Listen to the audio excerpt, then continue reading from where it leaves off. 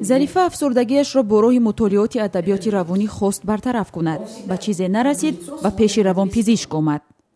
ҳарчанд ман ваи маълумоти олӣ доштам, худамро чӣ мекунам, и самоутверждение ман надоштам. Мекофтам худам, ҷустуҷӯ мекардам. Фақат ҳамина гуфтанӣ ҳастам, ки ин илм бисёр илми ҷоиз аст, як илме ки ҳама вақт мо ҳамин ба ниёз дорем. имдодхоҳӣ аз равоншинос дар ҷомеаи тоҷик маъмул нест. аксарият моҳҳову солҳо бо тақсирҳои равонияшон зиндагӣ мекунанд, азоб мекашанд. ниёзмандон ҳастанд, лекин ниёзмандони мо мутаассифона имконоти мо намебинанд. баъд як чиз дигар аст, ки вақте ки ҳамин масъала то ба ҳадди даркорӣ дарк нашудааст.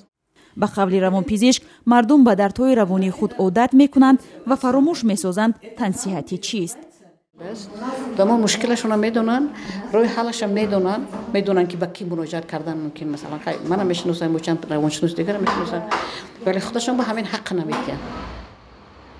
ба бовари пизишкон, мардуми тоҷик ба чизҳое дар зиндагии худ рӯбарӯ ҳастанд, ки ба равони онҳо таъсир мекунад. аз ҷумла бекорӣ, нодорӣ, муносибати нобаробар дар оила. бо вуҷуди ин, таъсир аз ин чизҳоро сабаби муроҷиат ба табиб намедонанд. якумаш фикр намеояд ки равоншинос мумкин ёрдам карда метавонад ё не.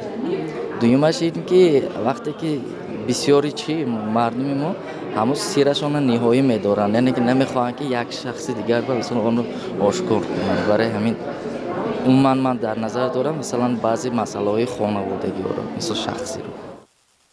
бар асоси оморҳои расмӣ дар тоҷикистон 200 нафар равонпизишк кор мекунад. бархе аз онҳо бо таҳияи маҳфилҳои гурӯҳӣ мехоҳанд эътиқоди мардумро ба равоншиносон бедор созанд. барои ман фикр мекунам ки он хизмате ки равоншинос мекунад, он ёрие ки мерасонад, одам аз хеле дороҳо халос мекунад.